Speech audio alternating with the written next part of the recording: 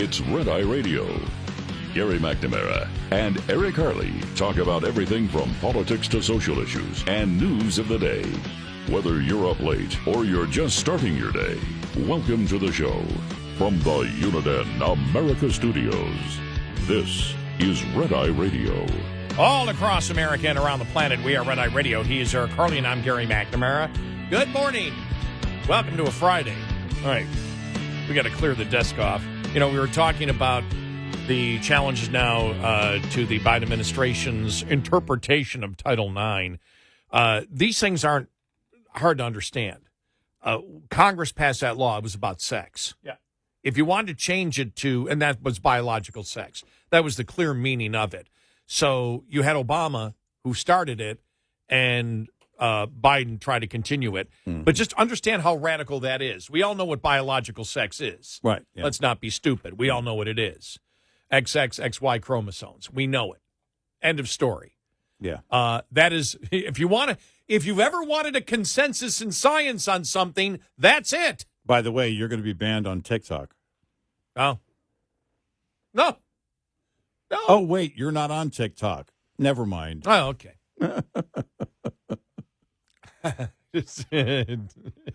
Carry on. That's how that was the story we did yesterday. What was it the XXXY brand of clothing? Right, yeah. And because they believe that women should be able to play sports. Standing up for women's sports is not allowed on TikTok. Right. You can't stand up for women's sports. Yeah.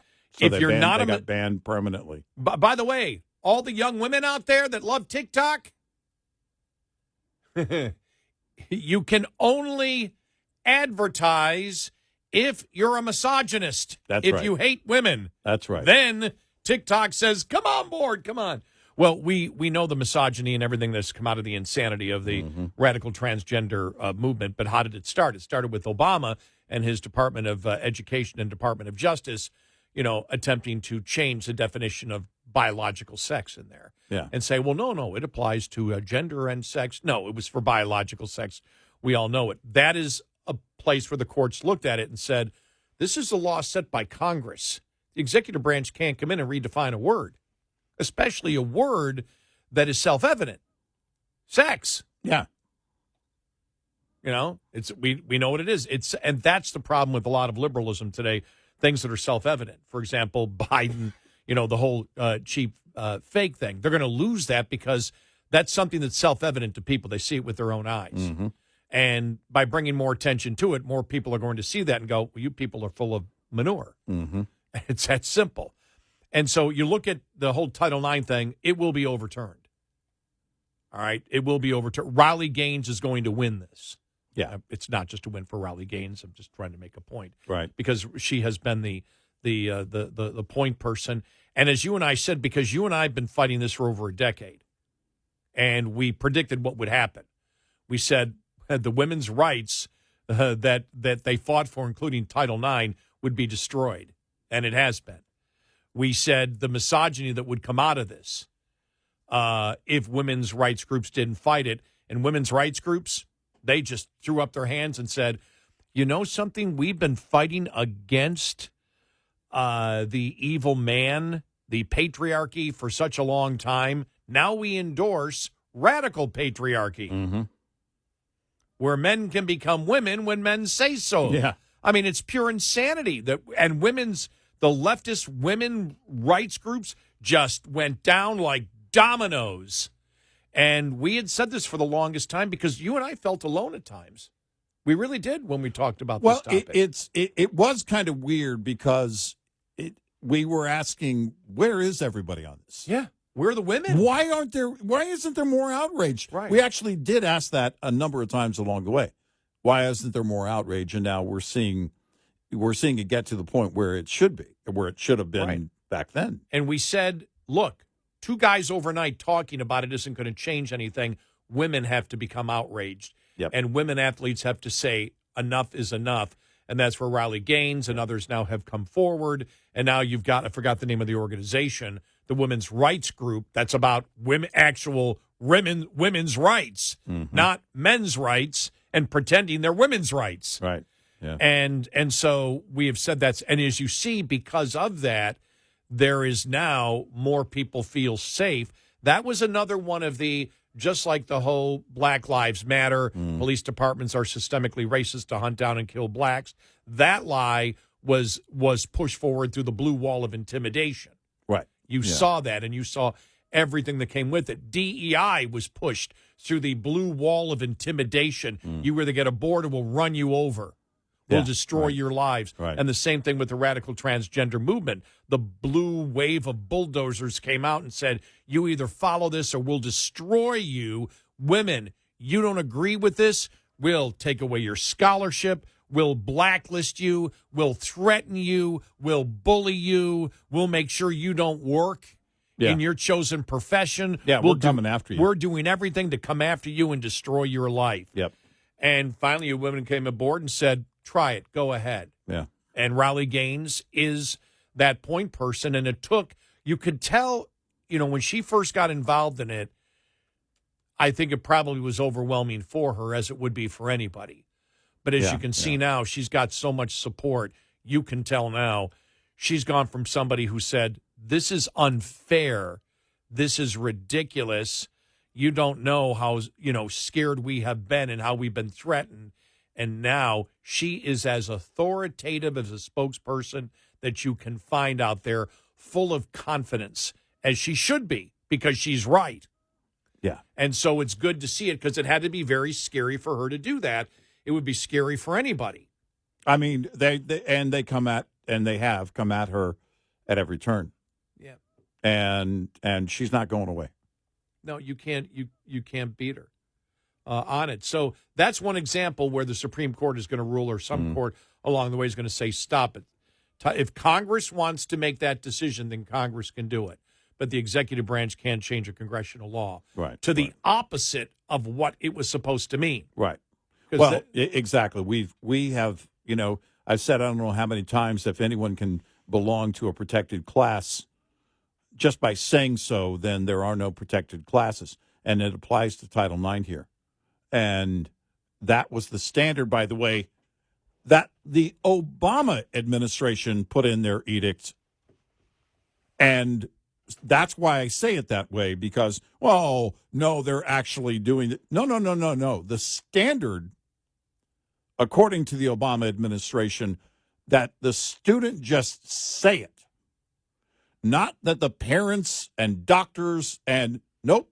The student only has to report to administrators and say, this is who I am, this is what I am, and you have to accommodate me according to this edict. Yeah, understand the insanity came from Obama. Yes. And that was a joint edict by the Department of Education and the Department of Justice. And the reason the DOJ was involved is because if you don't do this, we see this as a violation of that student's rights, and we're coming after you. Right. They wanted the Department of Justice in there to threaten. Yep. And think about it. They had no business doing that. No. It was a congressional law. Exactly. And they came in and said, we're going to enforce it, and we're bringing the Department of Justice in to intimidate you, to enforce you. Yep. And thank goodness we wouldn't have stopped it. We don't care. And we're going to give our opinion no matter what. I will say this, when I first got into it, I think when anybody gets into the arena of ideas, when I first did in 89, it was pretty intimidating. Oh, my gosh, I can't imagine trying to get in today. Where you're basically living your own life, doing your own thing, and all of a sudden it's like, oh, no, you need to comment and tell people exactly what you think on the issues. It's got to be a lot tougher, that transition from going, not doing it at all to all of a sudden being completely involved the next day. That's a pretty intimidating process. Well, opinion is everywhere, and you see it on podcasts and everything else. And a lot of podcasts will just completely avoid it and say, no, we don't get into the political thing, and we don't do that at all. Those that actually kind of stick their toe in the water, you can tell they're intimidated. Well, I just want to listen to both sides, and okay. That's what you hear first. Well, of course, everybody wants to listen to both sides. That's a given. The left doesn't want to listen to any debate. They want to shut you down. So issuing opinion requires you to do, what we do. But in standing up for something, it requires those who are actual victims, by the way, like Riley Gaines, who have been victimized, who have lost something as a result of this kind of absurd policy and overreach. And I'm grateful that she carries that torch and is not about to back down. These are the battles that have to be fought. We either lay down and accept that it's coming, and this is just the beginning, or we stand up and we do something. And that's where we are. You say no. Exactly. No, we're not doing that. Exactly. No, sorry. Not doing it. And we saw it when, with all the different things, with Loudon, with the audio cut we played from the meeting in Texas this week, with all of this, we have been saying all along that the left thinks that they're going to war with the people on the right that are in office. In the case of Florida, they thought, well, we're going to war with Governor DeSantis. You're going to war with the parents, and you're not going to win. You don't win that. And thank goodness Riley Gaines. Look, a lot of athletes, most in her category, were afraid to say something. And you can see why. These are young women that don't want people to come after them. They don't want people to come after them and their family. Remember, Riley Gaines was right here in Texas, right up the road at TWU, and they were saying to people as they walked in to watch her speak, I know where you live. They said it. That's a threat, but they don't care. They'll come after you, and they'll find out where you live. That's who they are. As you said, the blue wall of intimidation. It's as strong as it has ever been because they're losing. They're backed into a corner and the claws come out. And they think they're going to win this with parents. You're not winning this with parents. And I have faith they will not win it with women like Riley Gaines. And they're not going to win it in the court of law either. They certainly won't. 866-90-RED-EYE. This morning's USDA Farm Report is brought to you by House Products. Tested, trusted, guaranteed since 1920. The big news story this week, of course, the heat. More than 125 million Americans are under heat alerts. That's more than 1/3 of the United States population. In the coming Reportedly, thousands of people have been suffering heat-related illnesses and, in some cases, deaths. Dee Jepson is a safety and health professor at Ohio State University. She says sometimes heat stress symptoms can sort of sneak up on you, and some serious signs of trouble. Fatigue or dizziness, even irritability, impaired judgment, any type of lack of ability to concentrate. At that point, things are getting very serious. Now the heat is affecting our blood flow into our brain. The body's trying to redirect that blood to release the heat from the skin, but when it does that, it kind of starts to affect us through our whole nervous system. At that point, we have to get cooled down fast because Jepson says when our body temperatures go above 100 degrees for any length of time out in that heat, that's in the fatal zone. Gary Crawford for the U.S. Department of Agriculture. This report brought to you by Cenex Fuels and Lubes. Get in touch with Red Eye Radio, toll free at 866-90-RED-EYE. Hey, everybody. Eric Harley here. Thanks for listening to the Friday podcast. We greatly appreciate that. Wanted to let you know that we are off on a 3-day weekend, so there will be no podcast Sunday night, Monday morning, the 24th of June. We're back here for Monday night, Tuesday morning, and we'll see you then.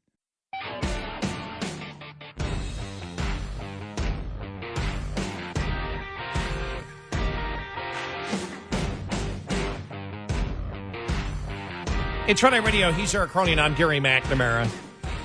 You know, really interesting, too, the discussion. We never got to talk about it yet, the whole Louisiana 10 Commandments thing, law, and why they decided to do it. Louisiana did it, and the governor signed it. They know it's going to be challenged, and that's the whole point. Yeah, because of the Coach Kennedy case back a few years ago. Remember him saying the prayers after the game? Right. That changed the precedent of the Supreme Court. Yep. And this goes back to the 1980 Supreme Court decision, which was Stone versus Graham, where they said the Ten Commandments can't be shown in schools anymore. And they used what they call the Lemon test, which is government can assist religion only if the primary purpose of the assistance is secular. The assistant must neither promote nor inhibit religion, and there is no excessive entanglement between church and state. That's what they used. That's what's called the Lemon test. Well, if you actually read the First Amendment under religion, none of that exists anywhere. Right. The First Amendment is very simple, and everything else has been added on through the years by Supreme Court precedent. None of it is based on the actual First Amendment, where the First Amendment is Congress shall make no law respecting an establishment of religion or prohibiting the free exercise thereof. That's it. Yeah, that's it. If you're talking the Constitution, it simply says Congress cannot make a law respecting the establishment of a religion, which meant you can't create a Church of England. Right. That was the entire reason for that. Right. Or prohibit the free exercise thereof. Right. Now, you may not like it that states, that means, well, states can do what Louisiana's doing and put up the Ten Commandments, and that can be offensive. Well, then you got to change the Constitution. But the Constitution is clear. The Supreme Court has added on, and these are all the tests now. That's because it got so radical. Everyone is testing it now, saying, okay, how far can we go? How far can we go? Because the Coach Kennedy case changed everything. Yeah. The Lemon test was basically thrown out at that point. Right.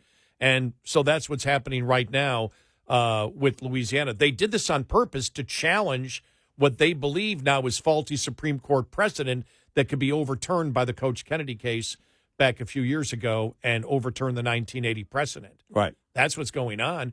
And you can sit there and say, but, and you may be offended by it. In fact, but it's not in the Constitution. Everyone, except for one person in that school or in that neighborhood or in that community, could be offended by it. So what?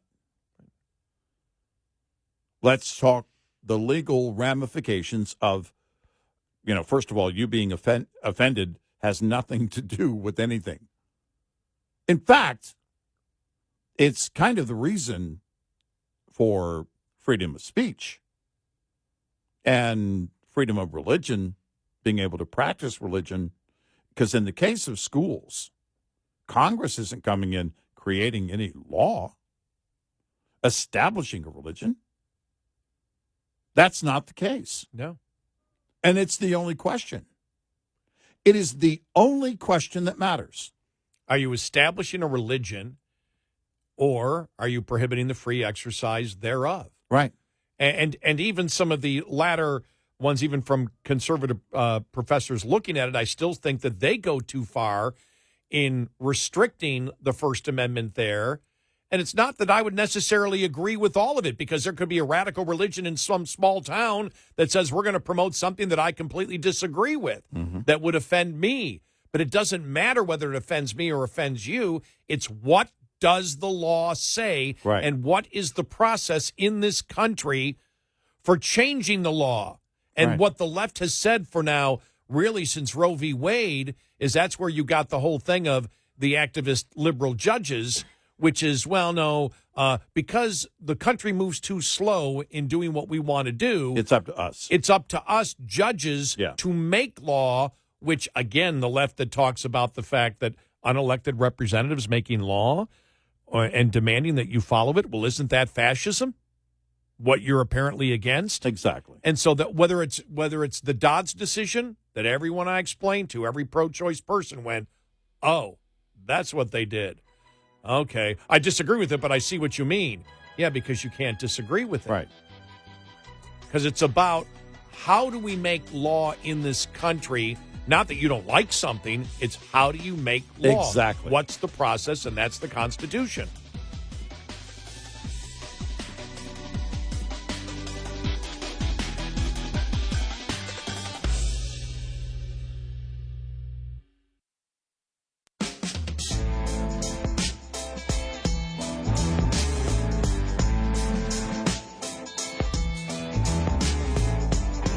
You're listening to Red Eye Radio from the Uniden America Studios.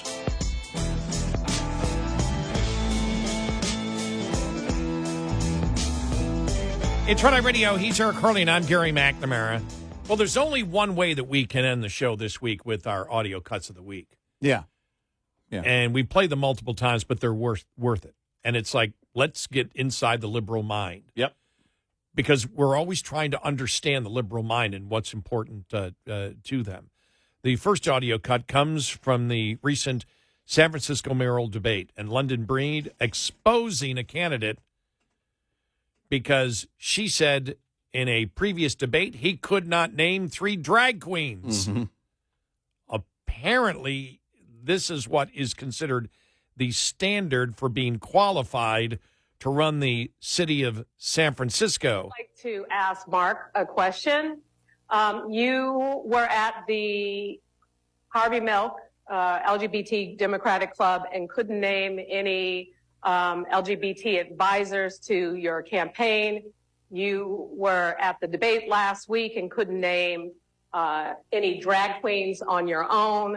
I was wondering if you could, this is an opportunity to redeem yourself.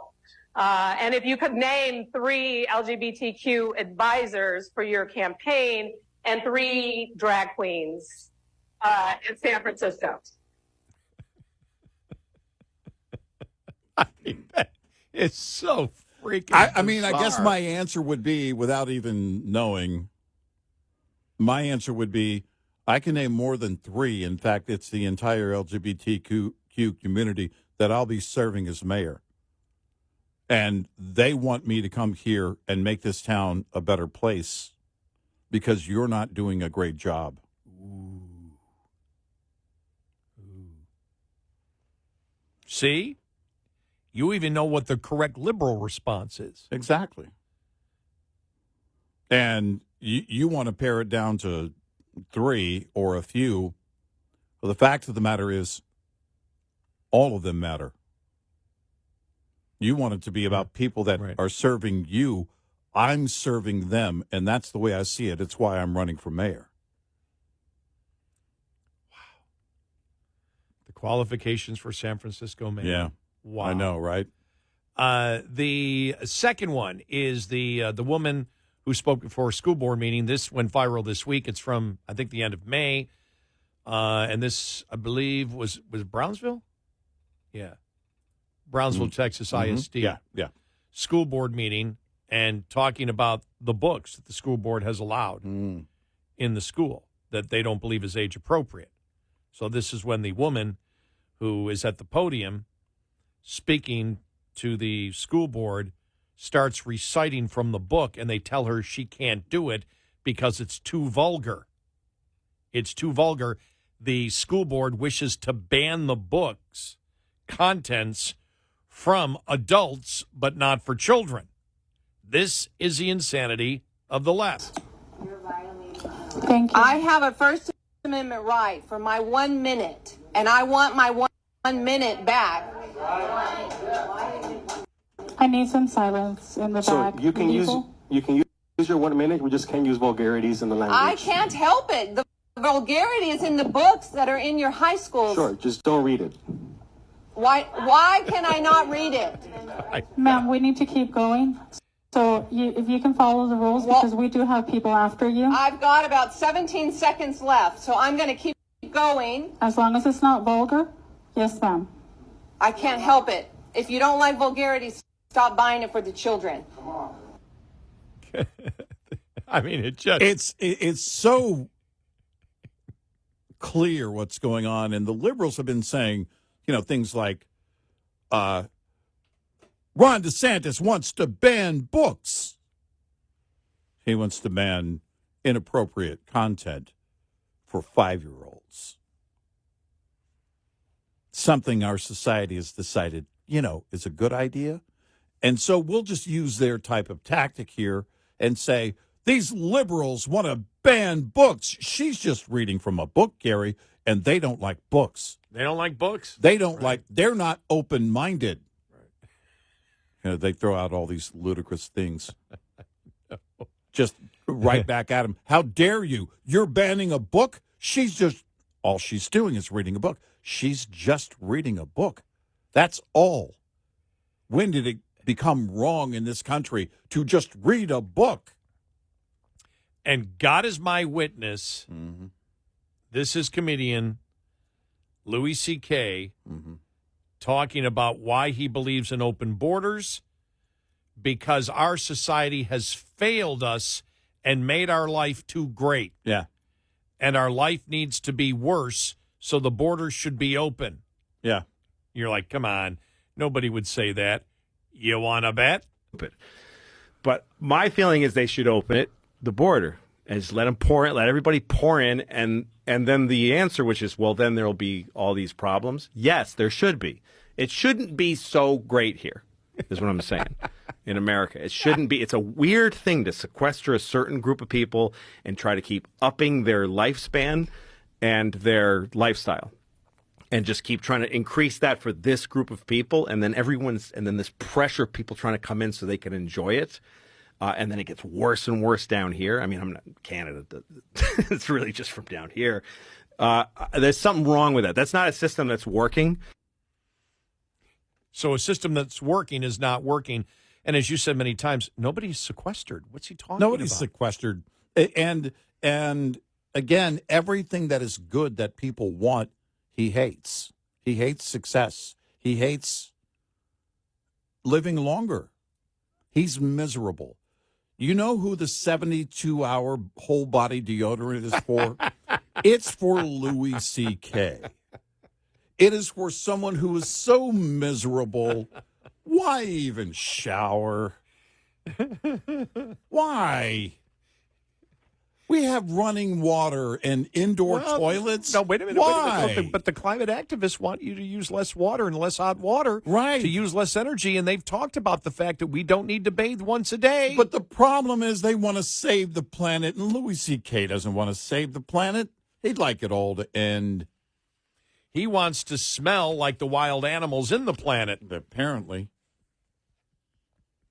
By the way, why are we trying to smell like coconuts? Why is that happening? I decided that since we played the Insanity, maybe an audio cut of Sanity that came out of this week. Anybody want an audio cut of Sanity? Okay, fine. All right. Boring.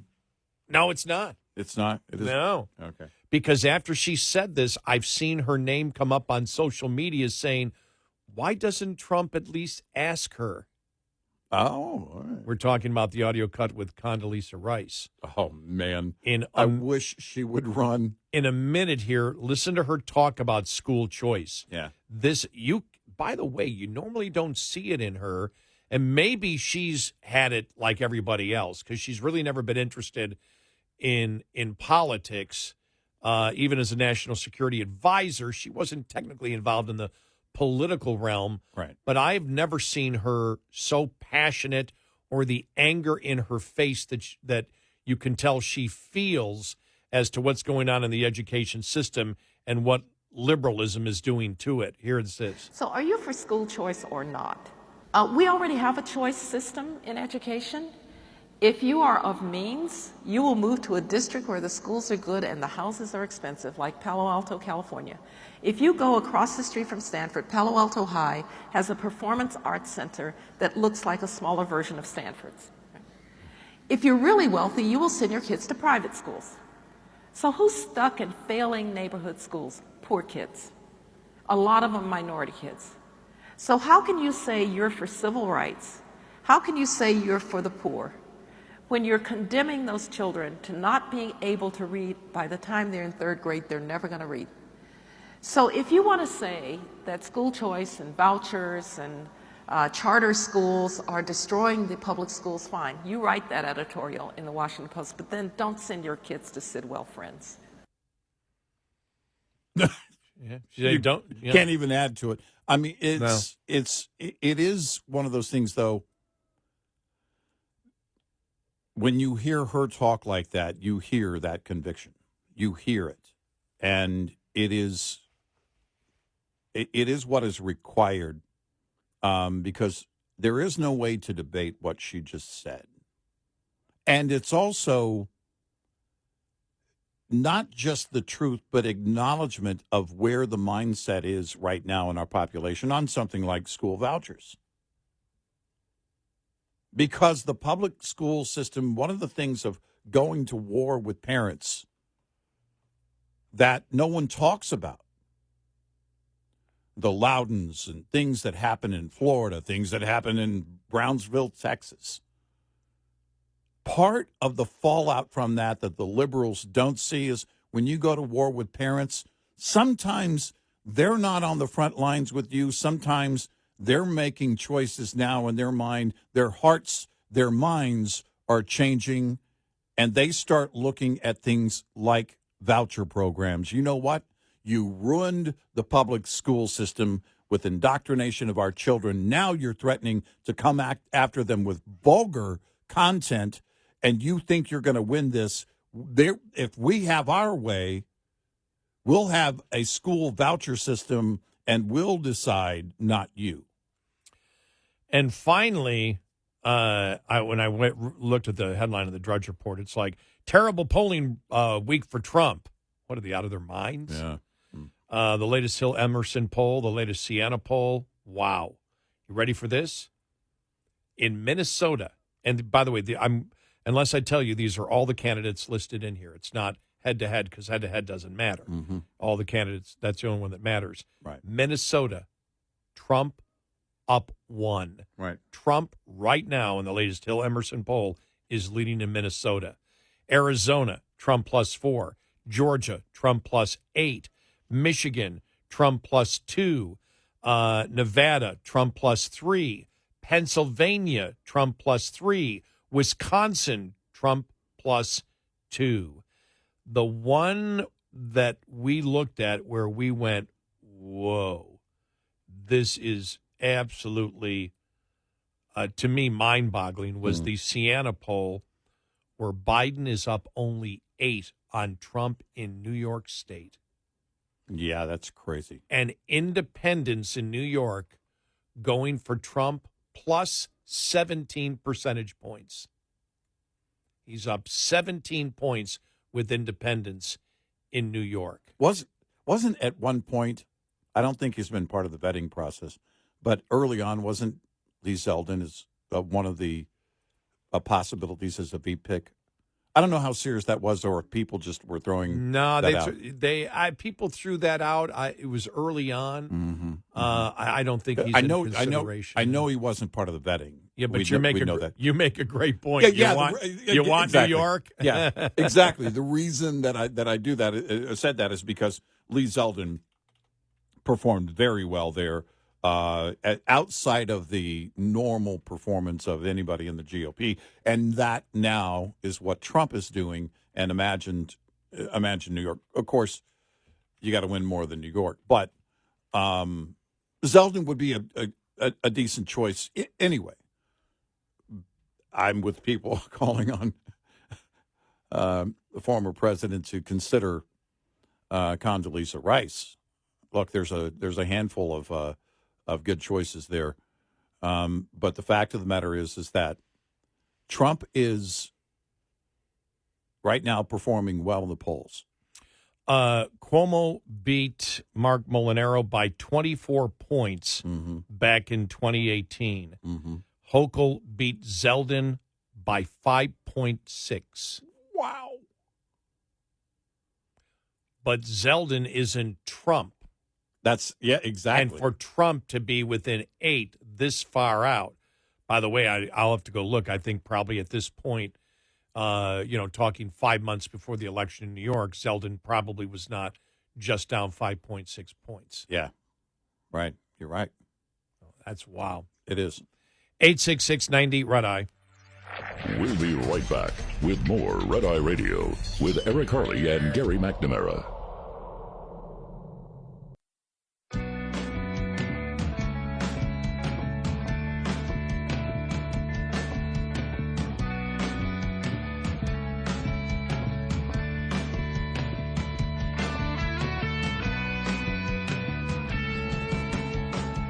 It's Red Eye Radio. He is Eric Harley, and I'm Gary McNamara. So we do have a 3-day weekend. We do So have a people 3-day know. weekend. We are out Sunday night, Monday morning. We've got some best of programming for you.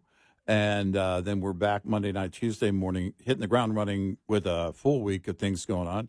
The remaining SCOTUS opinions that will be coming down. Also, Thursday night's debate, which is going to be interesting. Economic news will be coming out next week. Yep. Too. And, we never hit this week. You saw that retail sales were up just a tiny bit, like what, Right. 0.1%? Right. Yeah, and a lot to get in 4 days before we go on a 1-week vacation for Independence Day week. And so a lot going on. And of course, we'll be following the stories, everything that's breaking over the weekend. And we're back here Monday night.